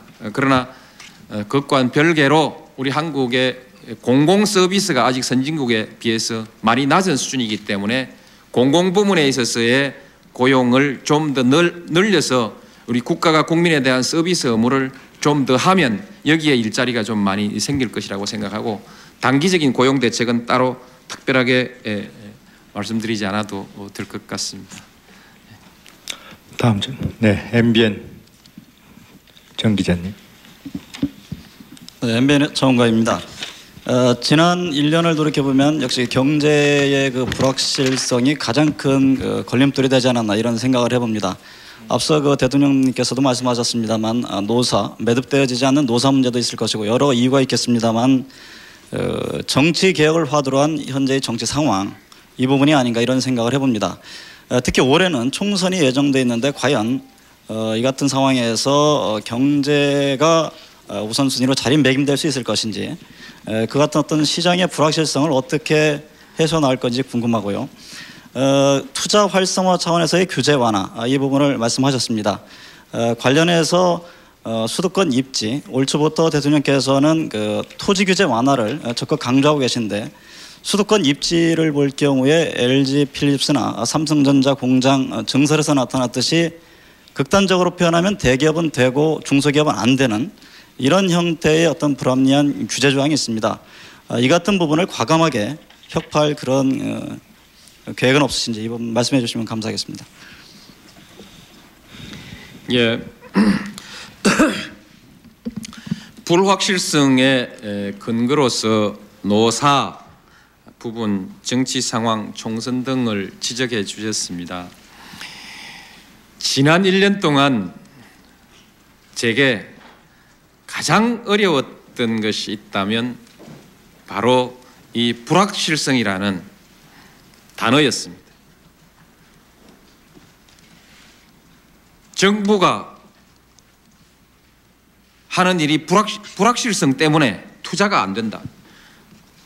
근데 그러니까 그게 저희에게 책임이 있다는 것이죠. 재계에서도 불확실성 때문에 투자 못하겠다. 불확실성이 뭡니까? 물어보고 싶습니다. 불확실성이 없다는 것이 아니라 어느 부분의 불확실성을 말씀하시는 것입니까? 적어도 정책에 있어서 어느 부분이 불확실하냐? 항상 저는 그렇게 물어보고 싶습니다. 연초부터 저는 교육 정책에 대해서 아직까지 사교육비 어쩐다 하는 문제에 대해서 준비하고 있습니다라고 말씀드렸습니다만 대부분 경제와 관련된 정책에 관해서는 취임하자마자 한두 달 안에 전략은 무엇이다? 기술혁신, 시장혁신, 문화혁신, 지방화, 동북아, 노사문제, 대화와 타협, 그리고 법과 원칙 바로 세워나가겠다. 하나하나를 큰 틀에 있어서 항상 분명하게 했다고 생각합니다. 그러나 또 정책을 준비하는 데 시간이 걸리는 것은 또 시간이 걸리는 것입니다. 그런데 실제로 그런 구체적인 문제에 관해서는 아무도 직접 만나면 요구하지 않습니다. 그러면서 둘이 목소리로 정책의 불확실성 때문에 투자 못하겠다 이런 소리만 나옵니다. 앞으로도 계속 저는 지금 물어보고 싶습니다. 제일 답답한 것이 무슨 뚜렷한 실체가 있어야 대책을 세울 거 아닙니까? 노사 문제 불확실한 거 없습니다. 정부의 정책은 분명하고요. 방향은 분명하고 그것이 풀려나가는데 시간이 몇 달 또는 1, 2년, 2, 3년 빠른 것은 빠르게 느린 것은 느리게 시간이 걸릴 거라는 것 다 압니다. 우리나라 재계에서도 다 알고 있습니다. 앞으로 참여정부의 경제정책 무엇이 불확실한지 구체적으로 물어주시면 언제든지 제가 답변을 드리겠습니다. 다만 우리 정 기자께서 지적하셨듯이 그러나 노사 문제는 막연히 5년, 10년 뒤를 내다보는 투자가에게는 이게 좋은 방향으로 갈지 나쁜 방향으로 갈지 걱정이 되시겠죠. 그래서 불확실하리라고 생각합니다. 근데 저로서 어쩔 수 없는 일입니다. 그것은 스스로 판단하시는 일이고 저로서는 오늘 제가 그 회견문에서 말씀드렸듯이 이 원칙을 가지고 단호하게 집행해 나갈 것입니다. 정책은 그렇게 집행해 나가고 그리고 노력을 집중해 나갈 것입니다. 노사 문화를 바꾸도록 최선을 다해 나가겠습니다. 그것이 될 거냐 안 될 거냐에 대해서는 저희도 최선을 다해 설명하겠습니다만 그렇게 판단해 주시기 바랍니다. 주시기 바라고. 정치 상황은 저는 관계없다고 봅니다. 86년, 87년, 88년 3년 동안 우리는 전부 두 자릿수 성장했습니다. 정치적으로 제일 시끄러웠던 때가 86년, 87년, 88년 아닙니까? 89년 걷잡을 수 없이 시끄러웠습니다. 89년 여소야대 국회지 않습니까? 견디다 못해서 3당 합당했지 않습니까? 그때 다수 몇 가지가 잘 못된 것이 있어서 그것이 90년대 초반에 와서 부담으로 작용한 것은 있지만 그때 성장이 멈춘 것은 없습니다. 투자가 멈추지도 않았습니다. 정치 상황은 그냥 그 분위기일 뿐입니다. 분위기일 뿐이고 그렇습니다. 그리고 저는 검찰 수사에 대해서 이 문제에 대해서 관여하고 있지 않습니다만 지켜보기에 검찰도 정치자금과 관계된 부분까지만 조사를 하고 그 이외의 것은 문제 삼지 않는 것 아닌가 아직은 그렇게 보입니다. 그런 것을 앞으로 어떻게 조금 더 안정되게 정리할 것이냐라는 것은 재계에서 좀 막연한 것이 아니라 좀 구체적인 대안을 마련해 주시면 그런 것은 정부에서도 논의해서 수사로 인한 불안정성 같은 것은 해소하는 방안을 저희도 협력할 의사가 있습니다. 재계에서 좋은 안을 마련해 주셨으면 합니다. 총선은 이번 경제에 아무런 영향을 끼치지 않을 것으로 생각합니다. 총선 그 자체로서는 영향을 끼치지 않을 것입니다. 선거 때 돈이 풀린다 안 풀린다 뭐 기업에 돈이 부담이 있다 없다 했는데 저는 이번 총선에서는 선거 비용으로 기업에 부담 주는 정치 없을 거라고 생각합니다. 또 돈이 풀려서 경기가 좋아지리라는 기대도 아마 없을 거라고 생각합니다. 지난번 대통령 선거 때도 돈 풀려서 재미 봤다는 갈비집도 없었던 것 같습니다. 그래서 이건 그렇게 될 것으로 생각합니다. 총선 결과 정치에 어떤 변화가 생길 거냐라는 데까지 제가 답변하기는 좀 어려운 것 같습니다. 수도권 문제에 대해서는 성장 관리 계획을 세우겠다고 한 것은 지금까지 법에 의해서 획일적인 규제만으로는 지방에도 도움되지 않고 수도권에는 불편만 주고 국가 전체적으로는 경쟁력을 저하시킨다. 그렇게 판단하고 있습니다. 그러나 지방이 상실감을 가지고 수도권에 대해서 규제를 완화하는 데 대해서 대단히 큰 불신과 반대를 가지고 있기 때문에 그동안에 이것을 누구도 손댈 엄두를 내지 못했는데 다행히 지방 발전 전략이라든지 어떤 3대 특별법이라든지 지방화 전략이라든지 하는 것이 조금씩 신뢰가 축적되면서 지방을 확실하게 발전시켜 주는 국가의 정책이 제대로만 시행된다면 수도권이 그 합리적으로 발전돼 나가는 데 대해서 지방이 굳이 반대하지 않겠다는 그런 그 방향의 공감대가 형성돼 가고 있습니다. 그래서 거기에 근거해서 수도권은 관리 계획을 세우겠다. 수도권 기업하시는 분들은 당장 규제만 풀어주기를 바라겠지만 규제를 푸는 순간 일방적으로 풀어버리는 순간 관리되지 않고 마구잡이 남개발이 이루어질 가능성이 있습니다. 그렇게 됐을 때 그것은 수도권 발전이 아니라 또 수도권의 새로운 족쇄가 될 수 있기 때문에 규제를 풀기 전에 수도권을 어떻게 계획하고 관리해 나갈 것이냐. 수도권이라는 이 도시의 미래의 비전은 뭔가? 그전처럼 모든 권력과 모든 경제력과 모든 문화 모든 것들을 그냥 집중만 시켜놓은 거대한 공룡이냐? 아니면 새로운 국제화 시대, 세계화 시대에 거기에 걸맞는 그 새로운 개념의 도시냐라는 데 대한 수도권의 공감대 이런 것이 만들어지면서 해 가려고 합니다. 이미 환경부에서는 규제 지도를 만들어서 전체를 볼 수 있는 자료를 만들어 놓고 있고 건교부에서도 수도권을 어떻게 관리할 거냐 작업을 착수한 것으로 알고 있습니다. 또 서울은 이미 뭐 큰 변화가 없지만 그래도 서울, 경기도 모두 지자체에서도 여기에 대해서 자기들의 주도적인 자주적인 계획을 준비해달라고 여러 차례 요청했습니다.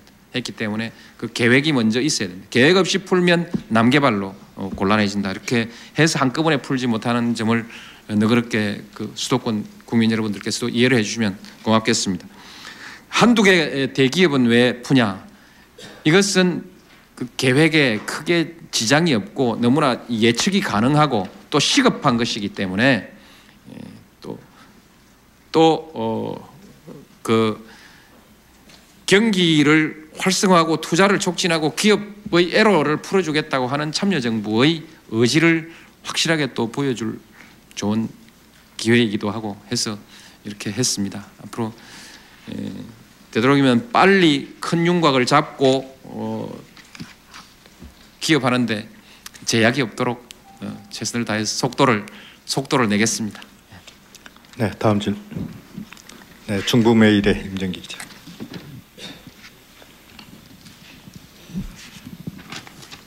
중부메일 임정기 기자입니다. 신행정 수도와 관련해서 질문을 드리겠습니다. 대통령께서는 모두의 3대 특별법을 기초로 한 균형발전 시대의 국가 비전을 제시하셨습니다. 그러나 신행정 수도와 관련 서울시 등 수도권은 국민 공감대 형성 부족 등의 이유를 들어 이전에 반대하고 있습니다. 또 오는 4월 총선에서 야당이 국회 원내 다수를 점할 경우에 차질도 예상됩니다. 대통령께서는 어떻게 이 같은 수도권의 반발과 난관을 극복하고 수도 건설을 추진하실지 계획을 소상하게 밝혀주시기 바랍니다. 예, 그 행정수도 특별법이 통과되고 난 뒤에 국민 공론을 듣지 않고 왜 졸속으로 처리했냐라는 지적이 있었습니다만 저는 그렇게 생각하지 않습니다.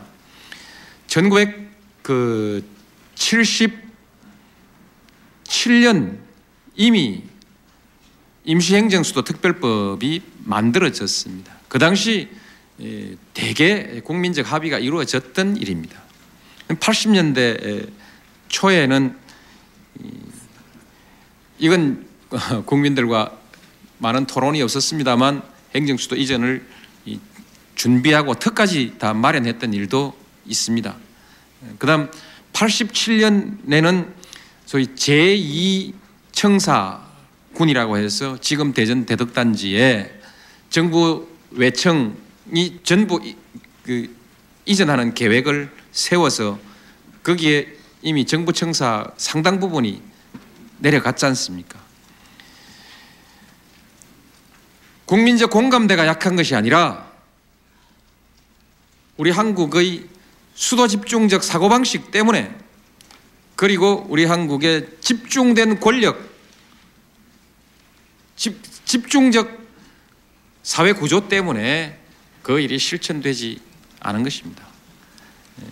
저는 공감대는 있다고 생각합니다. 물론 다른 어느 나라도 행정수도를 옮기면 많은 저항이나 그것이 있다고 생각합니다.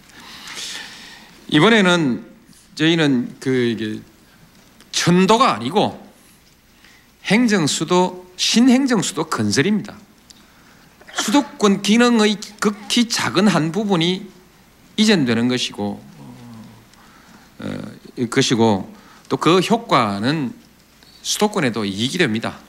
그리고 토론하지 않은 것이 아니고 그동안에 상당히 여러 차례의 토론을 거쳐왔습니다.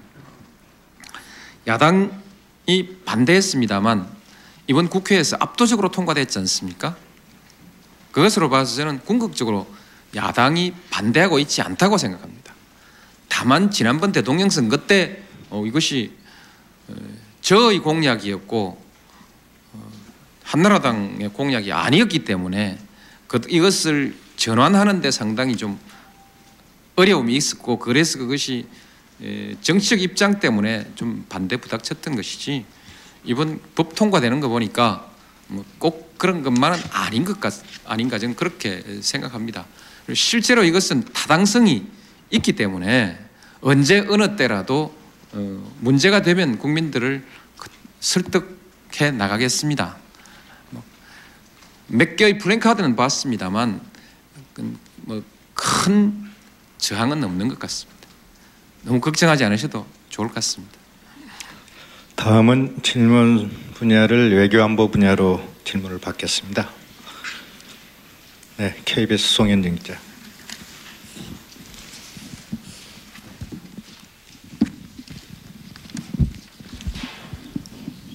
네, KBS 송현정입니다. 북핵 문제에 있어서 북미 간의 말과 말 단계에서 행동 대 행동 단계로 옮겨가고 있다라는 분석이 나오고 있습니다. 이와 관련해서 2차 6자 회담의 개최 전망을 어떻게 보시는지, 그리고 이 북핵 문제에 있어서 또 다른 한 축이라고 할 수 있을 남북 문제에 있어서 올해 안에 뭔가 돌파구가 돼야 될 계기가 필요하다. 이와 관련해서 대북 특사라든지 아니면 남북 간의 정상 간의 회담 문제가 있어야 되는 단계가 아니냐라는 지적도 나오고 있는데, 이에 대한 의향은 있으신지 말씀해 주시기 바랍니다. 예. 북핵 문제는 대화 기조를 계속 유지해 갈 것입니다. 속도는 어느 정도 날지 모르지만 대화 기조 위에서 문제가 해결되리라고 생각합니다. 이것은 초창기 작년 이맘때 대화 아닌 방법의 해결책이 많이 거론되기도 했습니다만, 그것을 대화 기조로 가닥 잡으려고 노력했던 것이 작년 이맘때 한국 정부의 노력이고 어려움이었습니다. 한국 정부는 구경만 하냐? 구경만 한 것이 아니고 북핵 문제 해결 과정에 있어서 한미일의 정책, 특히 그 중에서도 미국의 정책이 대화의 노선을 선택하도록 그렇게 외교적 노력을 해가는 것이 한국 정부의 몫이었고, 또 그것은 다행히 그렇게 방향을 잡아가고 있는 것으로 봅니다. 여기에다가 일본, 특히 중국, 러시아도 다 대화에 의한 해결을 지지하고, 또 전 세계가 대화에 의한 해결을 지지하고 있기 때문에 이렇게 크게 앞으로도 벗어나기 어려운 것이라고 저는 그렇게 생각합니다. 적어도 한국 정부는 앞으로 이 문제를 그렇게 관리해 나가겠습니다. 그리고 전망을 하라고 하셨는데, 전망은 저는 잘 될 것으로 그렇게 기대합니다. 중요한 것은 너무 조급하게 생각하지 말고, 문제는 그 과정에서 대화의 기조라든지 안정적 운영을 헛들여서는 안 된다는 것입니다. 그것이 헛들여지면 경제에도 영향을 끼치고 그 밖에 많은 불안을 가져오는 것이기 때문에 안정적 기조로 계속 유지해 가는, 관리해 가는 것, 대화의 기조를 놓치지 않고 가는 것, 그렇게 하면서 실질적으로 협상 과정에서 이런저런 작은 공방이 생기고 문제가 생기는 것들은 있을 수 있다고 생각합니다. 큰 틀을 놓치지 않는 것, 그것이 중요하다고 생각하고 잘 될 것으로 봅니다. 남북 관계에 관해서는 기존의 합의의 토대 위에서 실질적인 교류를 최대한 늘려나가는 것, 그것이 지금 우리가 하고 있는 일입니다. 북핵 문제가 마무리되기 전에는 획기적인 일은 만들기가 어렵습니다. 획기적인 진전을 만들기가 어렵습니다. 그것이 현실입니다. 아무리 노력해도 북핵 문제 해결되기 전에 남북 간의 어떤 획기적인 진전은 현실적이지 않습니다. 그래서 정상회담이라든지 이런 것에 대해서는 아직 아무 계획을 세우지 않았습니다. 김정일 위원장의 답방은 약속입니다만 핵 문제가 가로놓여 있는 한 쉽지 않은 일 같아서 강력하게 요청하지도 않고 그냥 원칙적으로만 말하고 있습니다. 크게 보아서 남북 관계는 6.15 공동선언의 정신 위에서 착실히 진행되고 있다. 그렇게 이해해 주시기 바랍니다. 다음 외교 분야 다시 질문하실 분 계시면. AFP 찰스 윌런.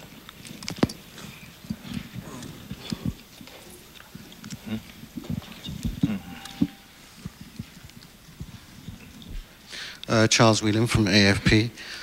Mr. President, it's been more than 4 months since the United States asked for South Korean troops for Iraq. 2 months ago, you agreed to send 3,000, mainly non-combatants, fewer than the United States requested. Then last month, you urged the National Assembly to speedily agree to send the troops. Nothing has been done. What is the nature of the hold-up, and do you think that this could further strain relations with the United States? Also, Mr. President, I'd like to ask you, recently North Korea said that it had disclosed its nuclear deterrent to visiting a delegation from the United States. Does this worry you? Does this suggest that a resolution to the crisis is closer or further away? Thank you. AFP의 찰스 윌런 지국장입니다. 이라크 파병 관련 질문입니다. 미국이 한국의 대규모 부대 파병을 요청한 지가 4개월이 지났습니다. 그리고 지난달에는 정부 내 토론을 거쳐서 약 3,000명 정도의 주로 비전투병으로 구성된 부대를 파병하기로 결정도 했습니다. 또 지난달에는 국회에서 조속히 파병안을 통과시켜 줄 것을 요청도 하셨습니다. 이런 상황에서 국회에서 파병안 처리가 미뤄지고 있는 이유는 무엇이라고 생각하시는지, 또 이로 인해서 미국과의 관계에 나쁜 영향을 줄 수도 있다고 생각하시는지 대통령의 의견을 말씀해 주십시오. 또한 최근에 미국의 미국 방문단이 북한을 방문했습니다. 그리고 핵 시설에 대한 시설을 한번 돌아보고 왔는데요. 이와 같은 사실이 지금 앞으로 핵 문제 해결에 좀 더 접근을 시켜줄 것인지, 아니면 좀 더 멀게 한 것인지 어떻게 생각하십니까? 예.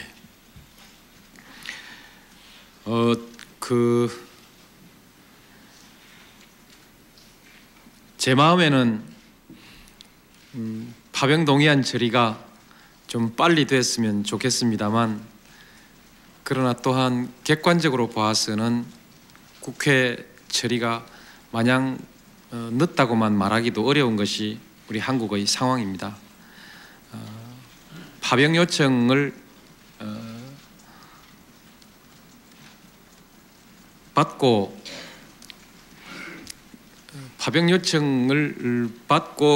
파병 결정을 할 때까지 상당한 시간이 걸린 것은 사실입니다. 그런데 잘 아시듯이 한국에는 이 추가 파병에 대해서 반대하는 여론이 아주 높습니다. 그래서 국민의 여론을 수렴하고 국민들이 어느 정도 동의할 수 있는 방법을 찾아내고 그 합의를 만들어 나가기 위해서 상당한 준비가 필요했다고 볼 수 있습니다. 어떤 부대를 어느 규모로 어디에 파견하느냐에 따라서 국민적 동의 수준이 훨씬 달라질 수 있고, 국민적 동의 수준에 따라서 각 국회를 이루고 있는 각 정당의 태도, 입장도 달라질 수 있기 때문에 그것을 맞추어 나가기 위해서 시간이 많이 걸렸던 것입니다. 지금은 국회가 그런 사정을 고려해 보면 아주 또 파병 요청, 동의 요청이라든지 하는 절차는 빠르게 진행된 것으로 볼 수 있습니다. 그리고 지금 국회가 이 일을 일찍 처리하지 못하는 것은 국회 내부에 여러 가지 산적한 다른 안건이 있었고 또 국회를 이루고 있는 각 교섭단체, 정당이 당의 여러 가지 내부에 많은 그 일들이 있기 때문에 조금 늦어지는 것이라고 지금 그렇게 생각합니다. 그러나 동의가 조금 늦어진다고 파병까지 그렇게 많이 늦어지리라고 생각지는 않습니다. 동의는 늦더라도 정부는 되도록 빨리 파병할 수 있도록 계획을 세워나가고 있습니다. 이 일로 해서 미국과의 관계에 어떤 영향을 미치리라고는 생각지 않습니다. 이치로 보아서 미국도 우리의 사정을 잘 알고 있고 또 실제에 있어서도 미국은 매우 이 점에 대해서 감사하다는 의사표시를 했을 뿐 그 이외에 다른 그 특별한 불만스러운 말은 없었습니다. 이번에 미국의 일부 전문가들이 북한을 방문했는데 아직 그 결과에 대해서는 저도 정확한 보고를 받지 못하고 있습니다. 그러나 어쨌든 이와 같은 방문을 하려는 노력 또 방문을 허용하려는 노력이 저는 의미 있는 것으로 생각합니다. 설사 무슨 그 북한이 무엇을 과시하기 위한 방문 허용이라 할지라도 그 과시의 목적 자체도 문제를 풀어나가려는 과정의 일환으로 이해될 수 있는 것이기 때문에 저는 이 점에 있어서는 그 대화를 그 실제 결과에 있어서 방문 결과를 어떻게 설명하든 북한이 어떻게 설명하든 그 설명과는 달리 이것은 쌍방이 문제를 풀려는 크게 봐 총체적으로는 쌍방이 문제를 풀려는 의지를 가지고 있다는 것을 우리가 믿을 수 있는 그런 사건으로 생각합니다. 그리고 어떤 결과이든 우리가 그 결과를 긍정적으로 활용하려는 의지를 가지고 있을 때 그 결과는 긍정적으로 작용할 수 있고 어떤 결과라도 부정적으로 그것을 부정적인 그 트러블의 빌미로 만들려고 하면 또한 만들 수 있는 것이기 때문에 이 문제에 대하는 우리의 태도도 중요하다고 생각합니다. 네, 시간이 다 됐습니다. 이제 마지막으로 지역 문제하고 사회 분야에서 한 분의 질문을 받도록 하겠습니다. 네, 인천일보 손미경 기자. 인천일보 손미경입니다. 지난해 인천과 광양, 부산이 경제 자유구역으로 지정된 바 있습니다. 그리고 10월 달에는 인천 경제자유구역청이 개청됐습니다만 그 실무 업무를 담당하는 과정에서 예산 부족으로 큰 어려움을 겪고 있습니다. 인천시의 경우 지난해 그 경제자유구역 기본 인프라 구축을 위해서 1,000억 원을 요청했으나 전액 삭감된 바 있습니다. 앞으로 개청될 광양과 부산의 경우도 그 같은 현실에 직면할 것이라는 우려가 큽니다. 국가 차원의 우선적이고 적극적인 지원이 있어야 된다는 여론이 지역에서 높습니다. 이에 대한 대책이 있으시다면 말씀해 주시기 바랍니다. 예, 사회문화 분야인 줄 알았더니 이 지역 분야 질문이 됐습니다. 예, 좋습니다. 중요한 문제니까요. 그 예산 1,000억 원이 깎였다는 내용에 대해서는 제가 구체적으로 지금 잘 모릅니다. 내용이 구체적으로 그런 일이 있었다 하더라도 전체적으로 우리 정부가 여러 가지 업무들을 평가해 보는데 경제자유구역이 아주 순조롭고 속도가 빠른 정책 과정 중의 하나입니다. 아마 제일 빠른 그 정책의 진행 속도가 제일 빠른 과제 아닌가 싶습니다. 저는 금년 연초에 다시 한번 각계 책임자들을 모아서 점검을 할 생각입니다만 어쨌든 빠르게 가고 있다. 정부가 하는 일 중에서 아주 모범적인 사례다. 이렇게 이해해 주시면 좋겠고 구체적인 그 예산이 1,000억 정도 되려면은 우리 그 예산회계법상 예비 타당성 구체적인 사업이라면 사업 예산은 예비 타당성 조사를 반드시 거쳐야 합니다. 거치지 않고는 예산이 쓰기가 어렵습니다. 고외 어떤 그 이례적인 예산 집행 절차가 따로 마련될 수는 있습니다만 보통의 경우 그렇습니다. 아마 그런 절차 때문에 제동이 걸린 것 아닌가.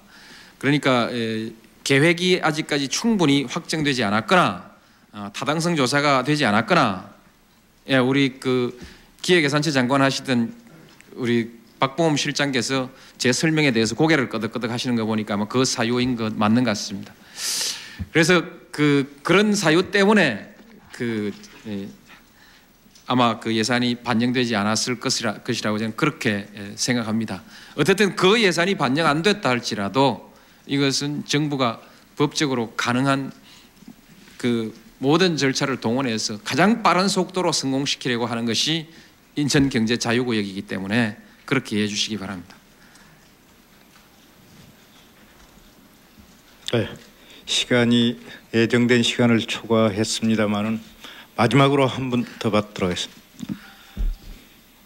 YTN 상수정 기자.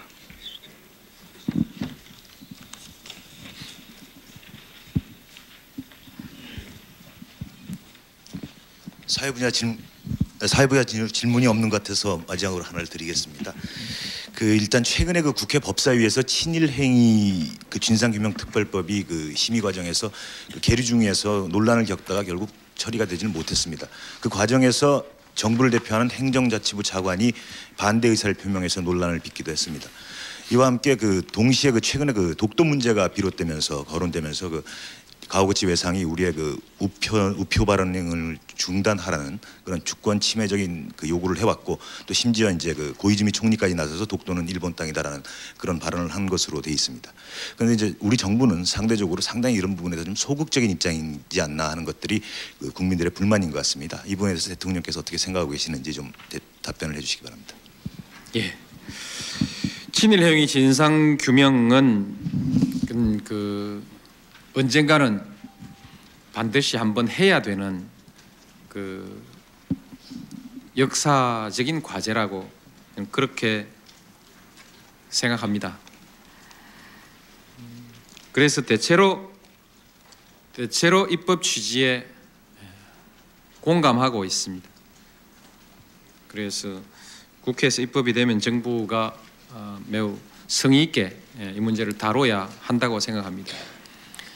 그러나 다만 이것이 이제 역사의 평가를 위한 것이긴 하지만 실질에 있어서는 많은 조사가 이루어지고 정부에서 하는 조사일 경우에 따라서 그것이 어떤 권력적 수사 방법에 의한 수사로 느껴질 수도 있습니다. 수사처럼 느껴지는 조사가 될 수도 있습니다. 그럴 경우에 많은 사람들이 과거의 문제들로 다시 또한 고통을 받아야 되는 문제들이 있기 때문에 조사의 대상과 조사 방법 이런 것에 대해서는 매우 신중하게 처리되지 않으면 안 됩니다. 저는 보도를 보고 저도 깜짝 놀랐습니다. 이건 우리 국가가 해야 되는 일을 왜 행정자치부 차관이 반대했을까 깜짝 놀랐는데 자세히 알아보니까 결국 조사 대상이 좀 너무 광범위하다든지 좀 불분명하다든지 하는 이런 문제들은 하나하나 따져서 무리가 없도록 해야 된다는 그런 조사 과정과 방법상의 문제에 관해서 지적을 한 것이지 이 법 자체를 반대한 것은 아니라고 그렇게 설명을 들었습니다. 그래서 앞으로 이 문제는 그런 지나치게 우리 사회 많은 사람들이 이것으로 해서 상처받고 혼란이 일어나지 않는 범위를 잘 조절하면서 적어도 역사적 사실은 분명하게 평가를 하고 넘어갈 수 있도록 그렇게 저희도 함께 노력하겠습니다. 독도 문제는 한국이 되도록이면 말을 많이 하려고 하지 않습니다. 질문을 받는 것도 질문을 되도록이면 안 받았으면 하는 그런 처지에 있습니다. 왜냐하면 한국은 독도에 대해서 실효적인 지배를 하고 있습니다. 이것을 가지고 한일 간의 옥신각신 논쟁을 많이 하는 것이 그 독도 자체의 문제를 가지고도 별로 득될 것이 없고 또 그 이외에 다른 많은 한일 관계에 우리가 우호적으로 협력하고 증진시켜 나가야 될 관계에도 부담을 줄 수도 있기 때문에 어쨌든 그 말을 그렇게 시끄럽게 하지 않으려는 그런 경향을 우리 정부는 가지고 있습니다. 근데 이것은 적절한 것 같습니다.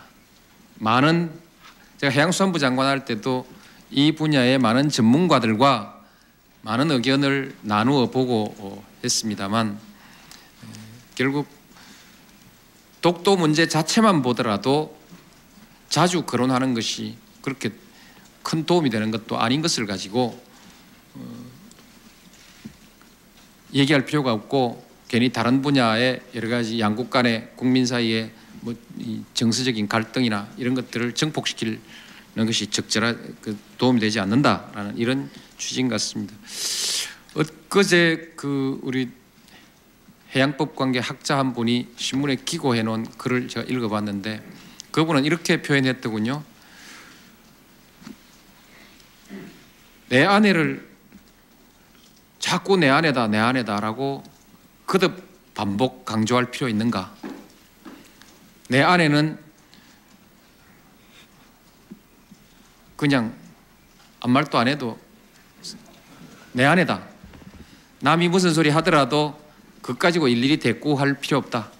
이렇게 했습니다. 그분 논거는 증거가 확실하고 또 우리가 실효적 지배를 하고 있기 때문에 그런 것은 현명하게 대처하는 것이 좋다. 그렇게 했습니다. 저도 그 말을 타당하게 생각하고 있습니다. 조금 더 독도에 대해서 그것을 한국의 영토라고 하는 데 대해서 정부가 의지가 박약해서 말을 많이 하지 않는 것은 결코 아니라고 생각합니다. 그리고 우리 공무원들이 애국심이 없어서 이때 분개하고 일어서서 감정적 발언을 하고 규탄하고 하지 않는 것은 아니라고 생각합니다. 냉정하고 합리적인 판단을 가지고 실용적으로 대응해 나가고 있는 것으로 저는 그렇게 판단합니다. 네, 이상으로 질의응답을 모두 마치도록 하겠습니다. 예, 감사합니다.